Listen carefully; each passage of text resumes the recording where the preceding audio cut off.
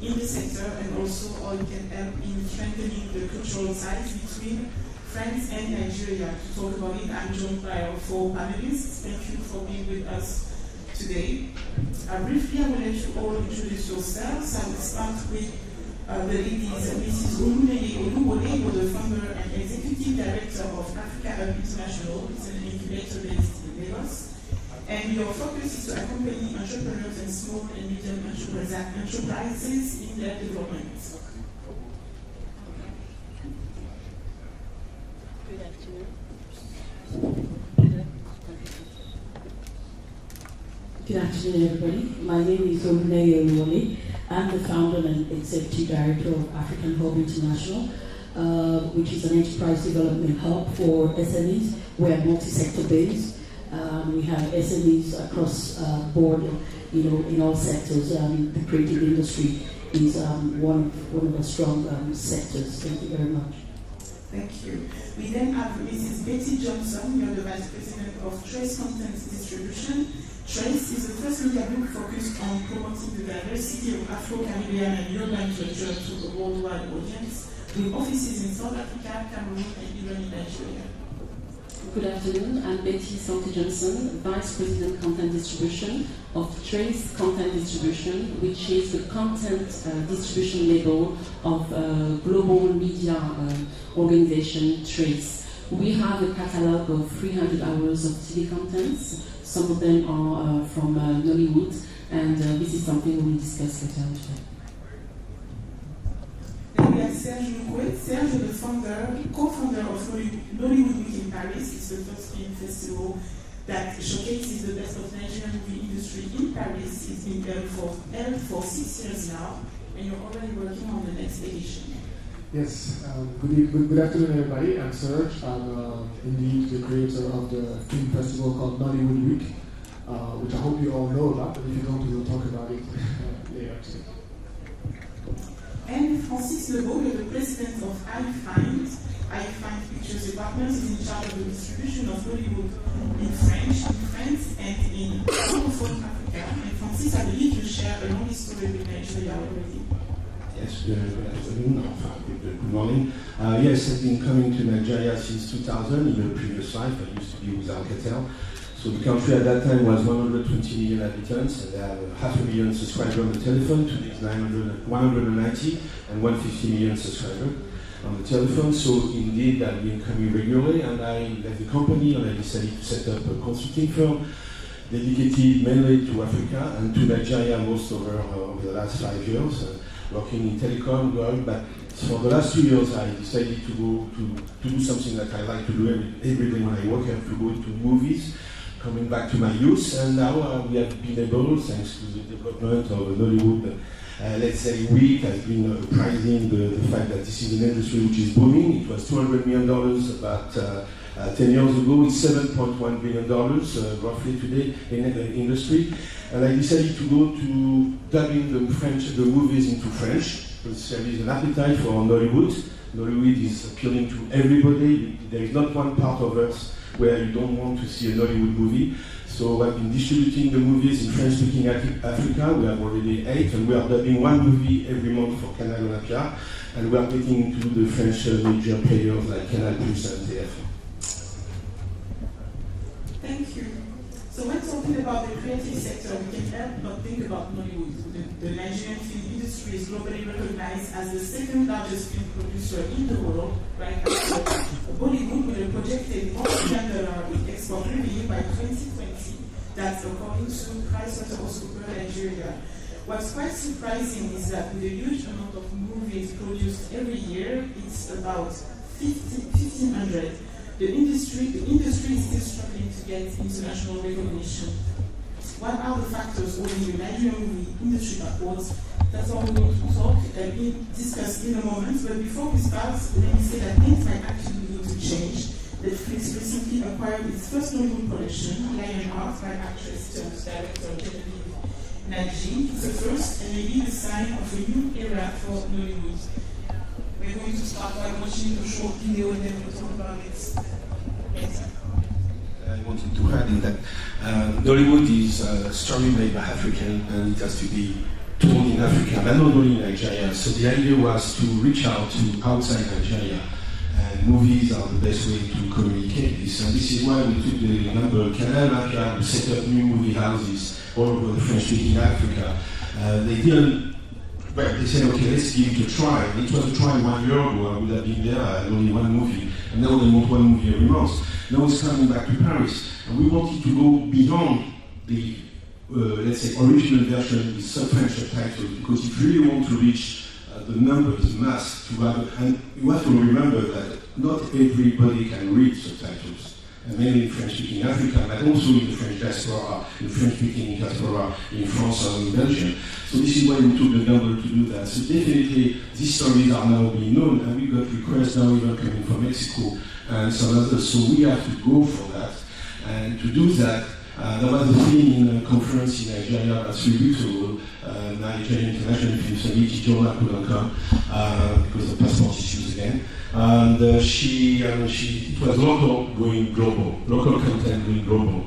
And this is where we are trying to work with the industry, because to go to global, you need to have some specific technical item like separate tracks in order to use the dubbing. So definitely these stories are being widespread, and we hope we can break into French market. It's a gamble, because when you have to spend minimum marketing of 100,000 euros to do the marketing, to do national distribution, and then the gentleman, the producer, will tell you, I will make 2 movies with it, and I will make 2 movies in 2 months. So this is a challenge for us. But talking about language and culture, I think in Nigeria more than in any other African countries, language is really closely tied to culture, with the pidgin English, for example, that is maybe difficult to translate to French. How do you deal with that? Well, we've been lucky most of the time. And in fact, I want to take this example. We pick up one movie which was screened at Nollywood Week, and we give it a chance. It's going to be released in Nigeria on the 12th of October. We convinced Canada to go for it. It's pidgin English, which can be understood both in Nigeria and Ghana, by the way. But the copy comes with English subtitle. And in Paris, I want to take this opportunity, because we try to renounce the relationship between the 2 countries. We just signed and we set up a joint venture with the dubbing partners that I have in France. And there is a major dubbing studio in Africa, in Nigeria, Afro-Revo. There are 60 studios all over Africa. And we're going to dub one dedicated studio movies dedicated to Nollywood movies. So it makes life easier most of the time. In most of the Nigerian movie, when you have local dialects like Hausa, Yoruba, Igbo, and so forth, it is subtitled in English. But I have to say, in the team of dubbing people, we have people who are able to understand. But my pidgin is very bad, so it's very difficult for me to understand. Nollywood productions are actually getting better, but obviously there's still room for improvements. Does it mean more financial support, knowing that most Nigerian movies have scouting funds, and what role could French investors play in that particular field? Yes, thank you very much. This is actually an opportunity for French investors to jump in to invest in Nigerian movies. I want to give examples of the highest grossing film in Nigeria, which is The Wedding Party. The first one was shot with a budget of about 60 million, and then it grossed 473 million. So if you do the math, you will understand what your return on investment is. Likewise, The Wedding Party 2, which was shot on 300 million, and then it grossed about 400 or 500 million, gross. What am I saying? There is an increase in, there's a rapid urbanization in Nigeria. And of course, there's also an increase in the domestic consumption and also consumption for entertainment.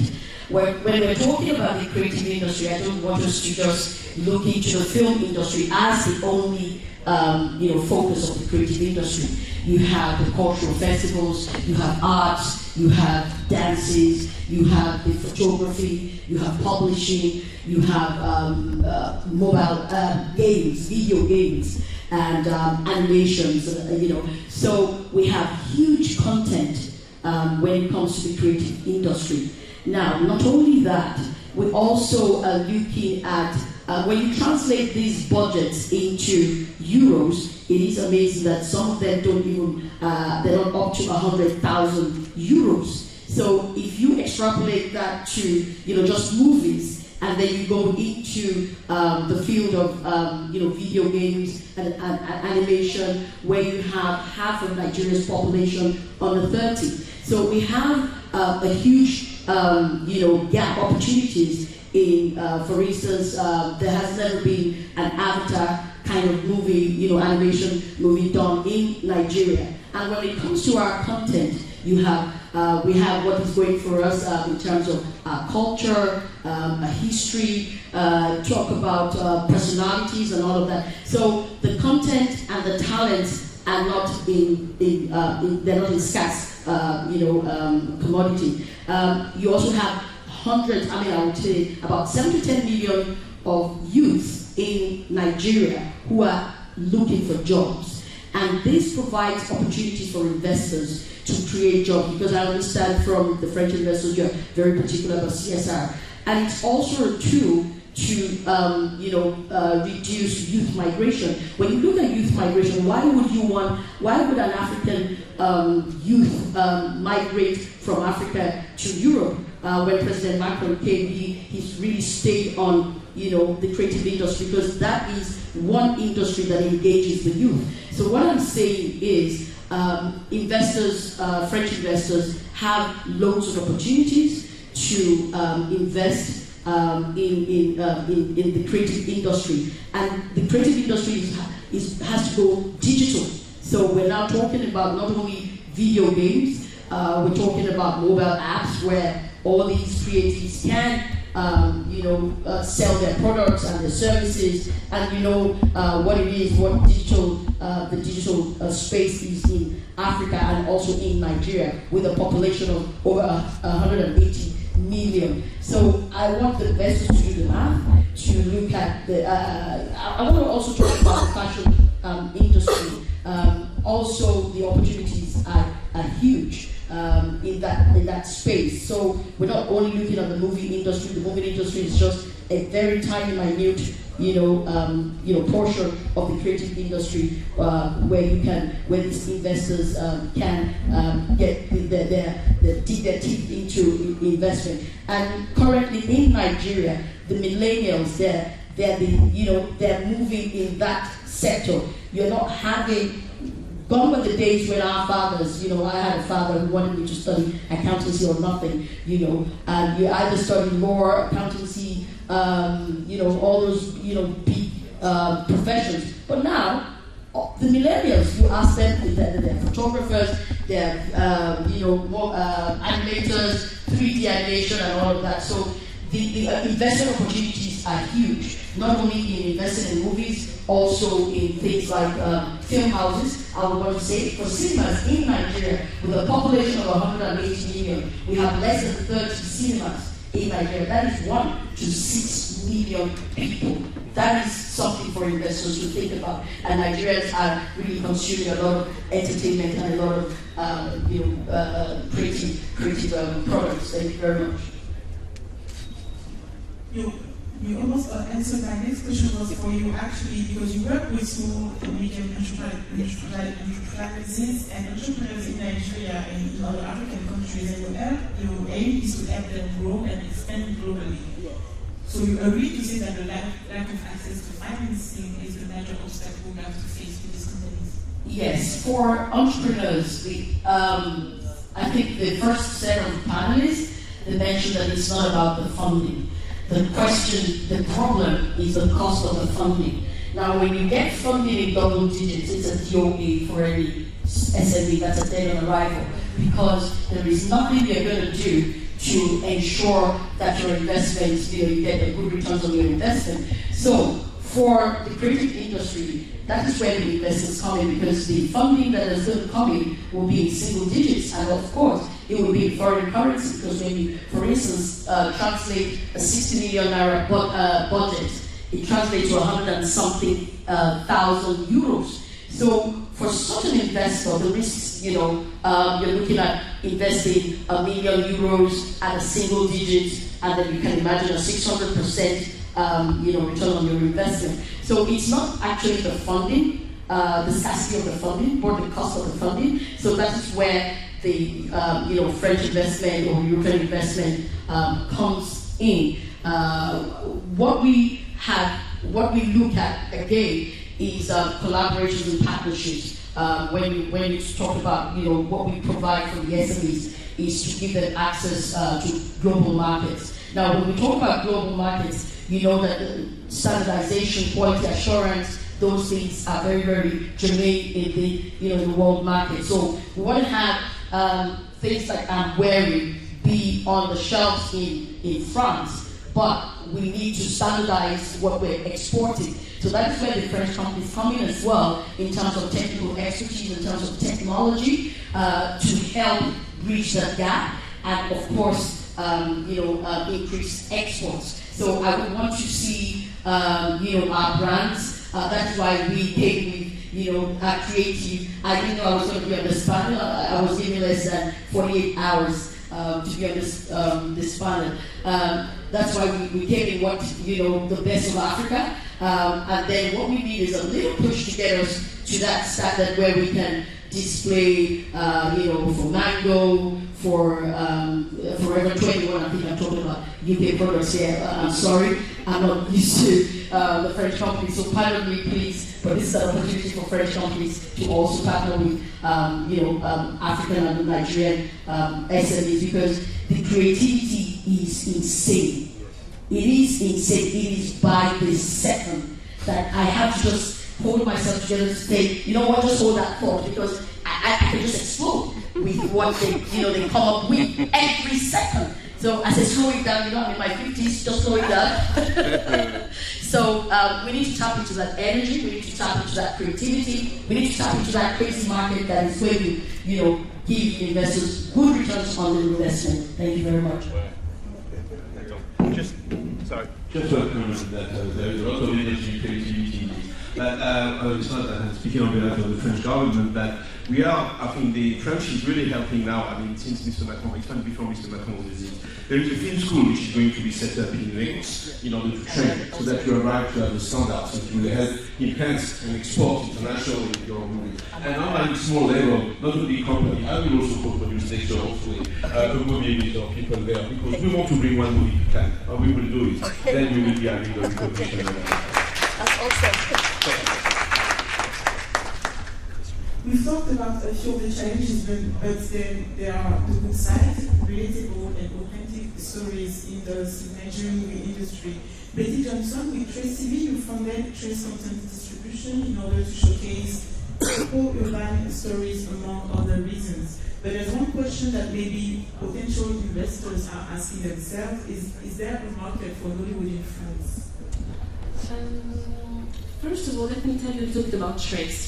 Trace Content Distribution belongs to the global media entertainment company called Trace, specialized in Afro-Urban culture and entertainment.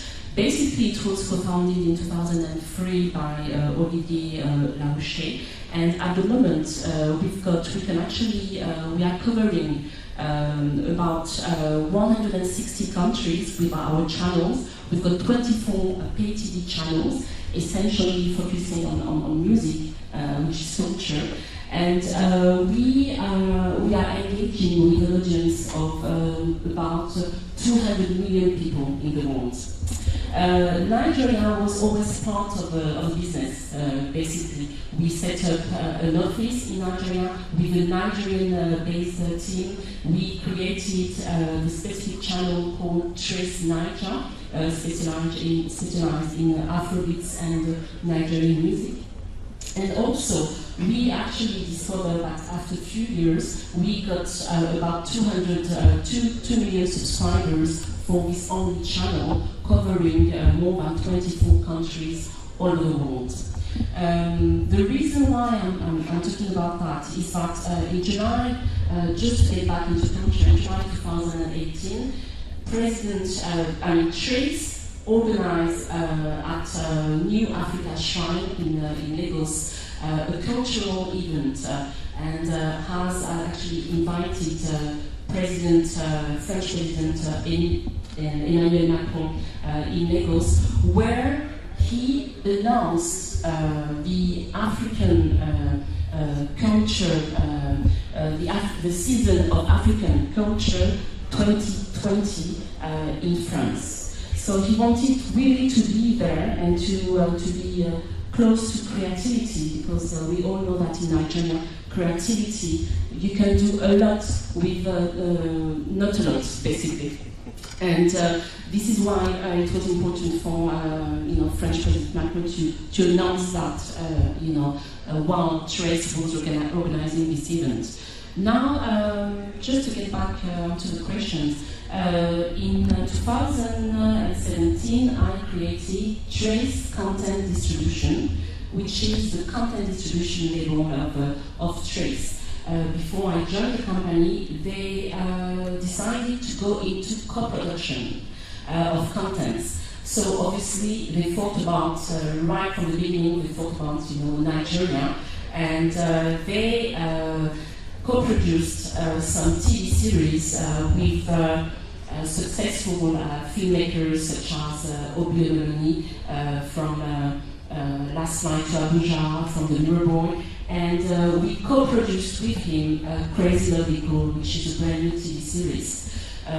Besides that, we also have asked Omoni, the successful filmmaker of Wife on Strike, the feature films, to create a TV series from this successful feature film, basically. And as a distributor, my role, really my position, is to identify some productions in Africa and to put value onto those productions, to sell the rights to TV channels, to platforms, to airlines companies in flights. And this is why at the moment we have a catalogue of Afrocentric content of about 300 hours of TV content, and I can tell you that about 30% of the content is really from Nigeria, because this is where we can find a quality production value.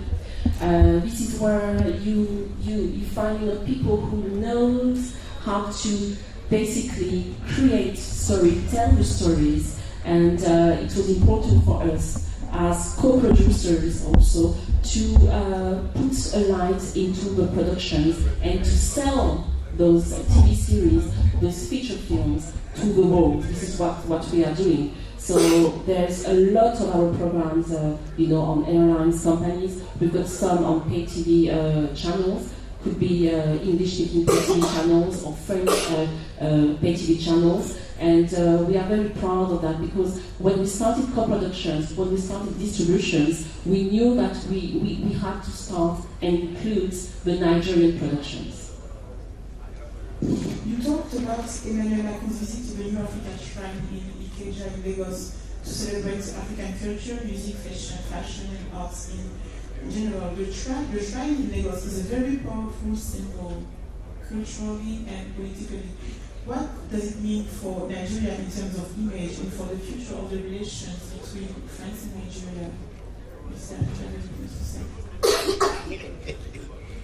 Yes, thank you.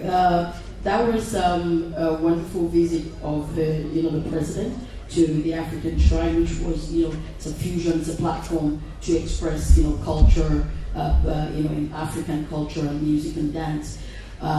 In addition to that is the fact that that is just one that we have. We can have several of them in Nigeria.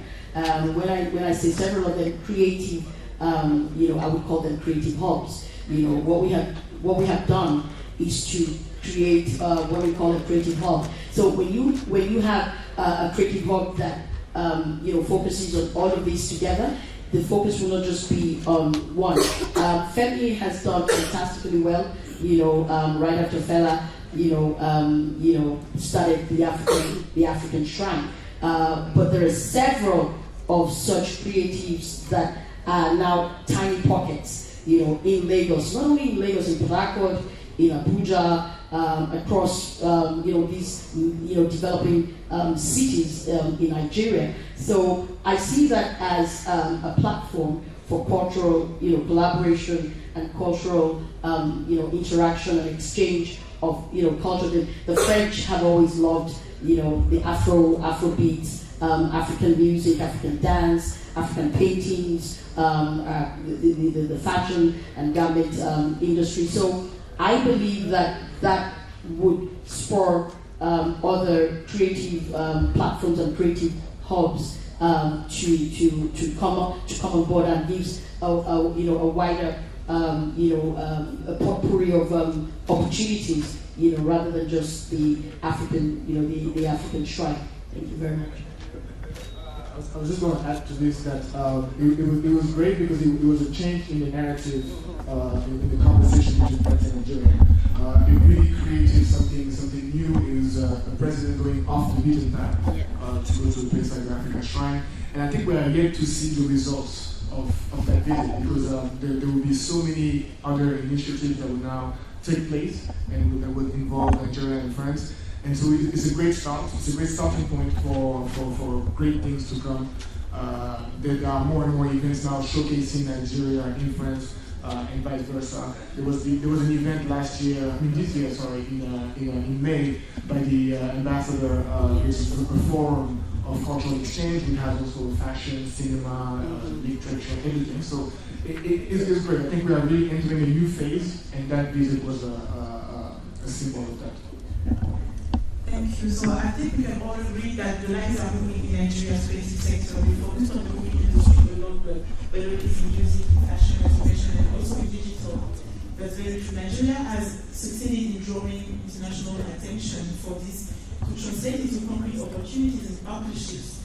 That's where the challenge lies now, and we believe that the diaspora will definitely have a role to play in bridging the gap between the two cultures. That's actually what Sulty Nigeria stands for. If you have anything to add before we close,